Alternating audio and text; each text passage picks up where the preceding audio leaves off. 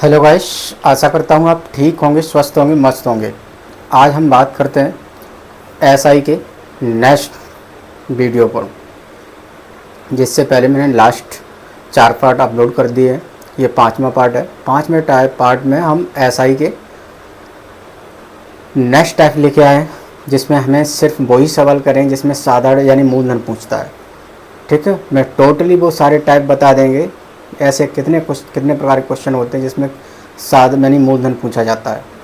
तो आज हमारा जो टाइप चलेगा ये वाला, तो मूलधन पर आधारित प्रश्न। ठीक है, तो जहाँ में सारे वही क्वेश्चन हम तुम्हें बताएं जिसमें मूलधन ही पूछेगा और कुछ नहीं। ठीक है, हम सीरीज बाई सीरीज चलते, टाइप बाई टाइप।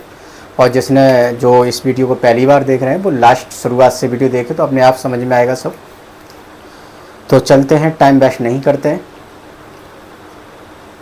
तो जैसे कि अब ये सवाल है कितनी धनराशि, तो इसका मतलब इसमें क्या पूछा है, कितनी धनराशि। क्या पूछ रहा है, मूलधन। क्या पूछ रहा है, मूलधन। यही इतनी सबसे तुम्हें पता लगना चाहिए, मूलधन पूछ रहा है। 5% वार्षिक साधारण ब्याज की दर से 4 वर्षों में समय कितना दे रखा है, 4 वर्ष। कितनी हो जाती है, 2280 रुपये हो जाती है। तो ये हो जाती है का मतलब क्या है, इसका मतलब ये हमें क्या दे रखा है, मिश्र धन। क्या दे रखा है, मिश्र धन अमाउंट। ठीक है, तो देखो हम फॉर्मूला से भी अगर यूज करना चाहें फॉर्मूला से भी कर सकते हो, कोई प्रॉब्लम नहीं है। ठीक है, देखो सबसे पहले हम जानते हैं एस आई बराबर क्या होता है, PTR अपॉन 100। अब साधारण ब्याज, अब इसमें मूलधन दे रखा है और ये मिश्रधन दे रखा है। अब मिश्रधन का मतलब क्या होता है, मूलधन प्लस ब्याज, यही तो होता है मिश्रधन। तो ये तो ब्याज है, इसमें हम क्या जोड़ दें, मूलधन। ठीक है, तो इसमें मूलधन और जोड़ेंगे तो तब मेरा इसमें क्या कर दो, प्लस P कर दो। मूलधन और जोड़ दो और मूलधन का इसको कॉमन ले लो तो एक फॉर्मूला बन जाएगा। ठीक है, तो हम इसको यानी SI, तो इसका मतलब ये SI बराबर ये होगा और हमें क्या दे रखा है इसमें, मिश्रधन। तो A बराबर क्या हो जाएगा, P इंटू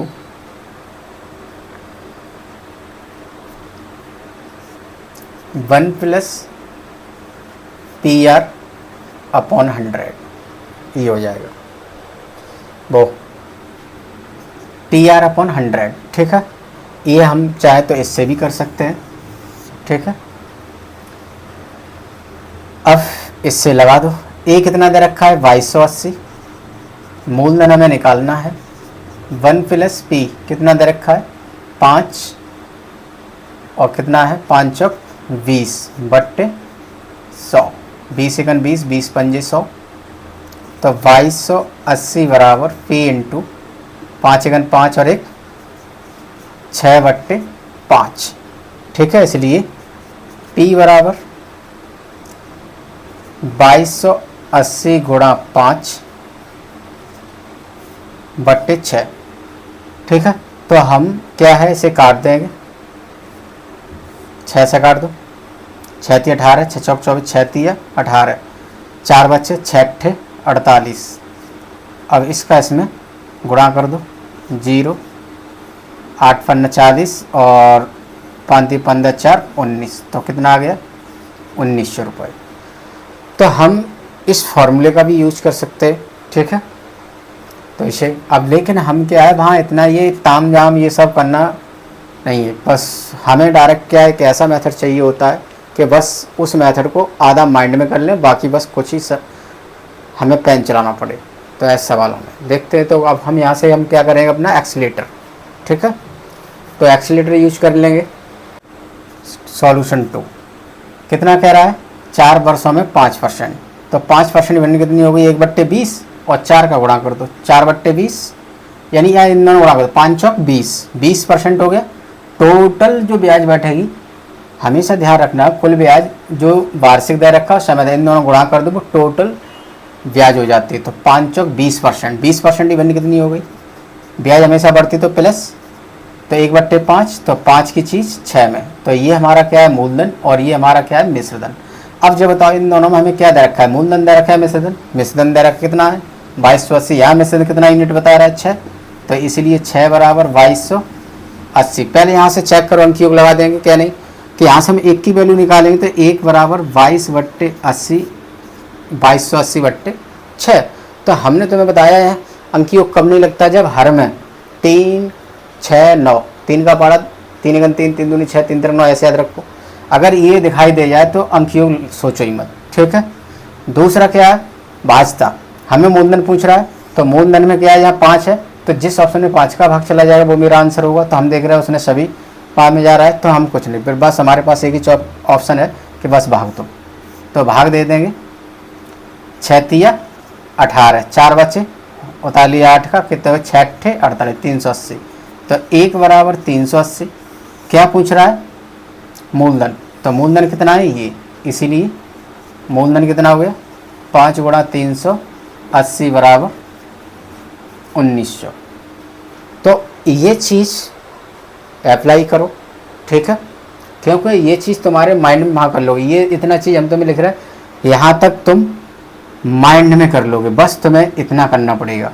और अगर तुम्हारा गुणा भाग फास्ट है, पारे अच्छी तरीक़े से याद है, तो वो भी नहीं करना पड़ेगा, ठीक है। तो ये ज़्यादा से ज़्यादा यूज़ करना है एक्सीलेटर, ठीक है। हम दोनों ही मेथड तुम्हें बताते चलेंगे। अब जैसे कि ये सवाल देखते हैं,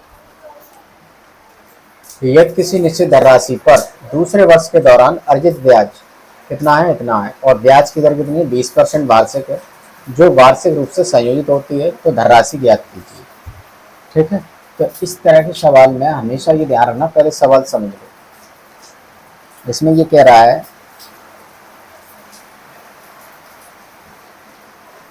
कि दूसरे वर्ष के दौरान अर्जित ब्याज 6258 रुपये है और ब्याज की दर 20% है। अगर ब्याज की दर 20% है तो देखो इसमें क्या करना है, पहले वर्ष का हम मिश्रधन निकालेंगे, ठीक है, और जो पहले वर्ष का मिश्रधन होगा वो दूसरे वर्ष के लिए क्या होगा, वो मूलधन होगा। देखो, तो पहले वर्ष का अगर हम मिश्रधन निकालेंगे तो a बराबर 1 + 20% है और समय 1, तो 1/5 हो जाएगी, तो बराबर कितना आ जाएगा 5 और 1 6, और मूलधन हमने मान लिया P, तो कितना हो गया 6P/5, ठीक है। ये है पहले वर्ष का, पहले वर्ष के लिए। अब अर्जित ब्याज दूसरे वर्ष के दौरान अर्जित ब्याज कितना बता रहा है 6258 रुपए। तो अब ध्यान रखना, या मूलधन तो नहीं दे रखा है, तो ये दूसरे वर्ष के लिए जो ये है पहले वर्ष का मिश्रधन, ये हमारा क्या बनेगा दूसरे वर्ष के लिए मूलधन बन जाएगा। तो अब इस पर निकालेंगे, इसलिए दूसरे वर्ष के लिए तो 6P/5 इंटू, अब यहाँ कितना हो जाएगा, दर कितनी है 20% है, तो 1/5, तो बस इन दोनों का गुणा करो, तो 6P/25।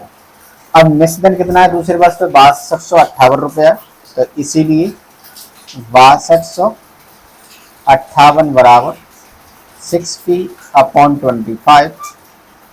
6 से ही काट दो, 6 × 6 0, 6 × 24 और 6 × 3 18, तो इसलिए P बराबर कितना 25 का गुणा इसमें हो जाएगा, तो 25 × 1043। अब इसमें मल्टीप्लाई कर दो, वही तुम्हारा मूलधन होगा, ठीक है। देखो 25 × 75, तो जिस एक ही ऑप्शन दिखाई दे रहा है जिसके लास्ट अंक कितने हैं 75 है, बस यही मेरा आंसर है। तो 26,075 इसका मल्टीप्लाई है, तो कौन सा ऑप्शन है बी, ठीक है। तो इस तरह के सवालों को हम हमेशा ध्यान रखना, इस टाइप का कोई सवाल आ जाए तो ऐसे करना है, ठीक है। इसमें मूलधन होता है, जैसे इसने कहा है कि किसी निश्चित धनराशि पर दूसरे वर्ष के दौरान अर्जित ब्याज, तो इसका मतलब कि दूसरे वर्ष के दौरान उसकी ब्याज कितनी अर्जित है ये, और ब्याज की दर बता रहा है वार्षिक है 20%, तो वार्षिक रूप संयोजित है, तो धनराशि ज्ञात कीजिए, ठीक है। तो इस तरह के सवाल को हमेशा ध्यान रखना है, इस तरीक़ा से करना है। एनटीपीसी 10+2 2025 में पूछा गया सवाल है और अच्छा सवाल है। अब देखो क्या हम इसे एक्सीलेटर से कर सकते हैं, बिल्कुल कर सकते हैं एक्सीलेटर से। चेक कर लो एक्सीलेटर।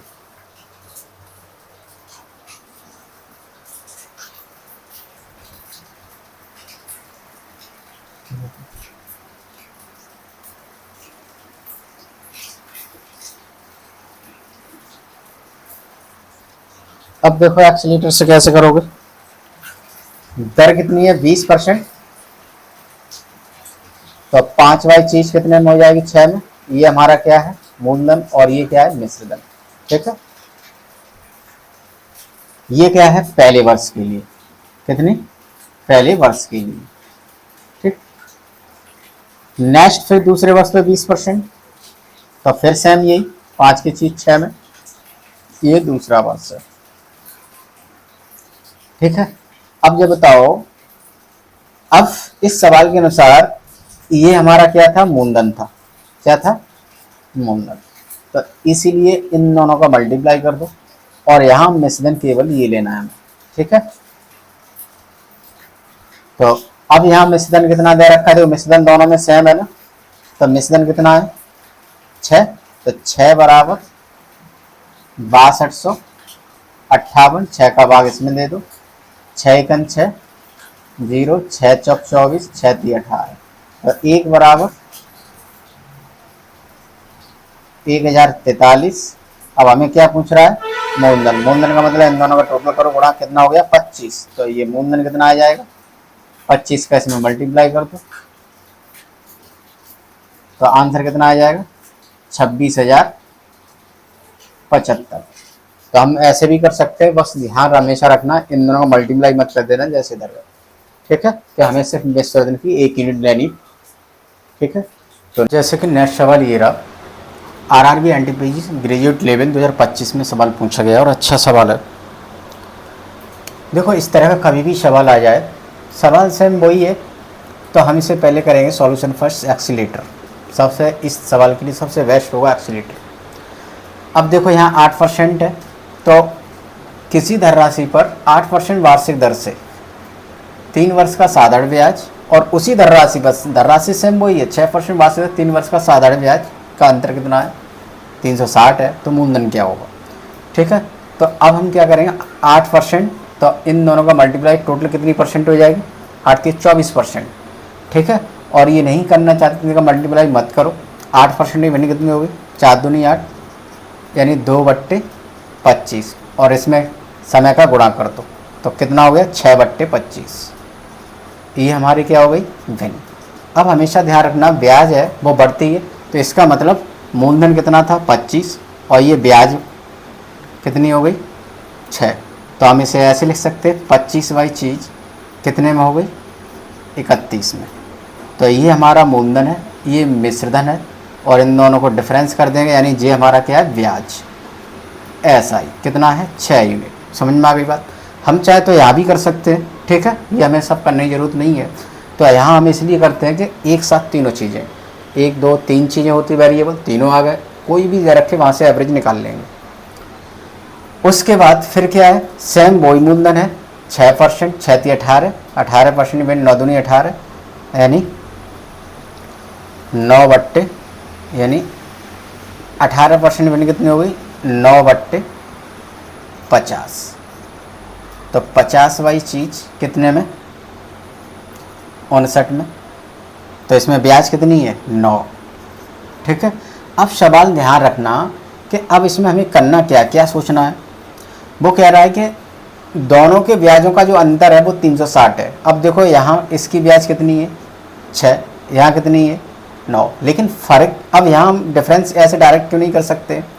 देखो कह रहा है उसी धनराशि पर, धनराशि सेम है। अब ध्यान देखो मूलधन कितना है 25 यूनिट है, यहाँ कितना है 50, तो मूलधन अलग अलग हो गया जबकि मूलधन सेम होना चाहिए। तो अब हमें इसको इसके बराबर कर सकते हैं, तो इसमें कितने का तरफ से गुणा करना पड़ेगा अपनी तरफ से 2 का, तो इसमें 2 का मैथ का नियम है, अगर कहीं भी 2 करें तो पूरे इक्वेशन में 2 का मल्टीप्लाई, तो यहाँ भी 2 का हो जाएगा। अब बस यहाँ से 6 दूनी 12, अब ब्याज कितनी होगी 12 यूनिट। अब वो कह रहा है ब्याजों का अंतर, तो तुम भी अंतर कर दो, डिफरेंस कितना है, अंतर कितना अधिक है। कोई चीज़ अधिक कैसे पता करते हैं, अंतर करके ही तो पता करते हैं, घटा के भी तो पता करते हैं। कोई चीज़ कम या ज़्यादा है तो हम क्या करते हैं, घटा के। तो बस हम घटा दो, ठीक है। अंतर कितना है 360, कितने बच्चे 3, 3 बराबर 360 कितने बार आ गया 120, एवरेज हमें मिल गया 120। क्या पूछ रहा है, मूलधन, मूलधन कितना है 50 यूनिट, तो इसलिए P बराबर 50 गुणा इस एवरेज का मल्टीप्लाई कर दो, 12 पंजे 60, 2 जीरो बच्चे चिपका दो। तो कौन सा ऑप्शन है जी। तो हमेशा ये ध्यान रखना है कि इस तरह के सवाल है एक्सीलेटर से भी करो, ठीक है। हर मेथड आना चाहिए जौन सा वहाँ फास्ट हो। अब ये चीज़ क्या है तुम्हारी बहुत फास्ट हो जाए, कैसे कि हम ये सब ये प्रोसेस माइंड में करेंगे। हमें पता है ये ब्याज है, मूलधन सवाल में सेम है, तो यहाँ 2 का गुणा करें, यहाँ 2 का 12, तो 12 डिफरेंस 9, माइंड में होने जाना चाहिए एवरेज, 12 डिफरेंस 9, ये चीज़ जहाँ माइंड में यहाँ तक होना चाहिए। एवरेज 1 बराबर 20, बस ये चीज़ माइंड में ही हो जानी चाहिए ऐसे सवालों को, ठीक है। और अगर हम इसे फॉर्मूले से करते तो वैसे भी कर लेते, कोई प्रॉब्लम नहीं था, ठीक है। तो हम इसका अलग ऐसा ही निकाल लेते 3 वर्ष की, और डिफरेंस इसकी अलग से 3 आएगी, और बराबर कितना कर देते 360, और सॉल्व कर देते क्वेश्चन को, ऐसे भी कर सकते थे, ठीक है। अब देखो ये सवाल आरआरबी एनटीपीसी 2025 में पूछा गया सवाल है, 7-8 ब्याज से, और अच्छा सवाल है, ठीक है। तो देखो इस तरह के सवाल में क्या है, सवाल सेम वही है, लेकिन क्या है बस ये पॉइंट में, बस इसीलिए इसे समझना है कि X रुपये की धनराशि पर 12% वार्षिक ब्याज की दर से 2.5 वर्षों में 83,853 रुपये हो जाती है ब्याज, जबकि ब्याज प्रति 10 माह पर संयोजित होता है। तो X का मान, यानी वही मूलधन पूछ रहा है कितना उसने रुपया दिया था। तो सबसे पहले हम इस लाइन का मतलब समझते हैं। 10 माह पर संयोजित का मतलब ये होता है, हमेशा ये ध्यान रखना, 10 माह पर संयुक्त का मतलब ये है कि जो हिसाब किताब होगा ना वो 10 महीने पे होगा। जैसे 10 महीने हो जाएंगे हिसाब ब्याज कैलकुलेट हो जाएगी, फिर नेक्स्ट 10 महीने। तो इस तरीक़ा से इसका मतलब समझ में आ गया, जो हिसाब किताब होगा हर 10 महीने पे होगा, ये मतलब है इसका। अब देखो कितने समय, 2.5 वर्ष। अब यहाँ देखो माह पे ब्याज हो रहा है, तो इस 2.5 वर्ष को महीने में कन्वर्ट कर दो, तो समय को हम कितना हो गया 2.5 और बराबर 30 माह। अब देखो अब जो कैलकुलेट होगा वो ये कह रहा है कि 30 माह यानी हर 10 महीने पे हिसाब होगा। तो 30 महीने में कितनी अवधि होंगी, कितने बार हिसाब हो जाएगा, देखो पहली बार, फिर नेक्स्ट अगले 10 महीने, फिर नेक्स्ट अगले 10 महीने, तो ऐसे 1 2 3 अवधि, यानी 3 बार में कैलकुलेट होगा ब्याज। बात समझ में आ गई होगी, तो वीडियो को लाइक कीजिए। अब हम बात करते हैं नेक्स्ट। अब यहाँ पर ही हमने तुम्हें क्या बताया कि साधारण ब्याज में यूनिट सेम होनी चाहिए, किसकी, आर की और टी की, यानी समय की और दर की। अब यहाँ दर कितना है, वार्षिक है, जबकि समय कितना है, माह यानी महीने में। तो हम पहले इसको किस में कन्वर्ट कर दें, माह में। तो जब बताओ ये 12% वार्षिक है, इसका मतलब क्या है, 12% वार्षिक मतलब 12 महीने का 12%। तो इसीलिए अब यहाँ आर हमारी क्या है 12%, यानी 12 माह का कितना 12%। तो इसीलिए 1 माह का 12/12 बराबर 1%। अब हमें कितने महीने, 10 माह का, इसलिए 10 माह का फिर कितना बैठेगा ब्याज, 10 में मल्टीप्लाई कर दो, यानी 10%। ये हमारा निकल आया। अब हमेशा ध्यान रखना आर अब हमारी ये है 10%, ठीक है। अब ये 3 बार में जुड़ती है, तो यहाँ से हम क्या लगा देंगे, एक्सीलेटर लगा देंगे। देखो पहली बार जब जुड़ेगी 10% इवेंट कितनी होती है, 1/10, तो 10वां चीज़ 11 में। ये हमारा क्या है मूलधन, और ये हमारा क्या है मिश्रधन। नेक्स्ट 10%, तो फिर 10वां चीज़ 11 में।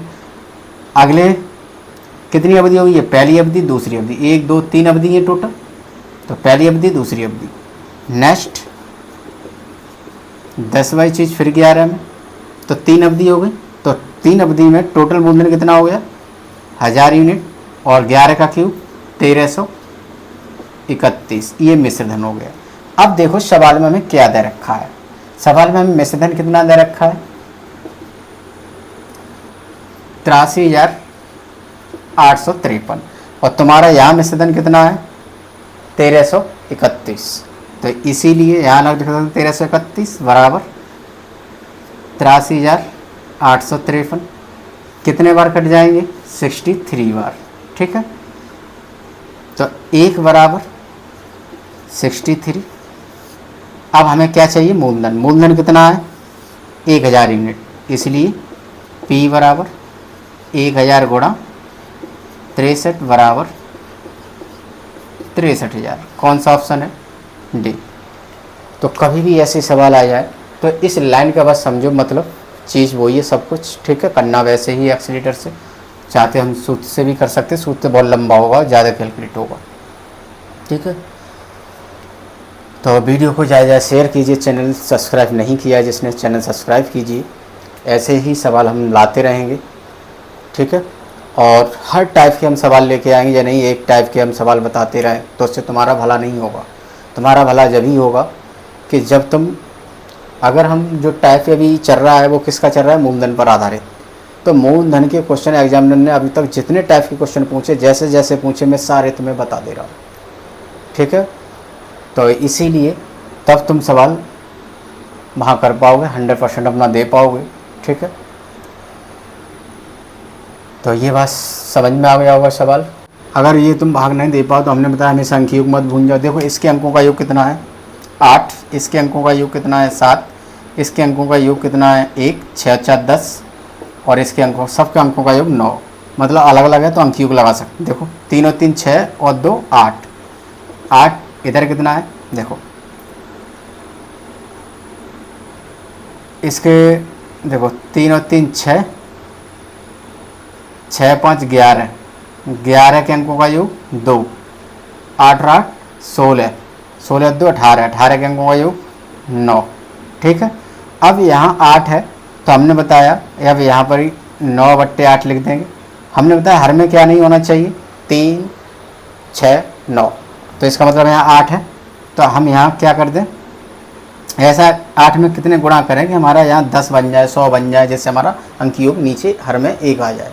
ठीक है, तो हम जानते हैं चाहे 8 का मल्टीप्लाई कर दें, 8 8 64 होते, तो मैथ का नियम है अगर हर में किया 8 का तो अंश में भी करना पड़ेगा। तो 8 9 72, 8 8 64, 64 के अंकों का योग 10, 10 के भी 1 और उसके कितना हो गया 9, 9/1 अर्थात 9। जिस ऑप्शन के अंकों का योग 9 होगा वो मेरा आंसर होगा। तो एक ही ऑप्शन है डी।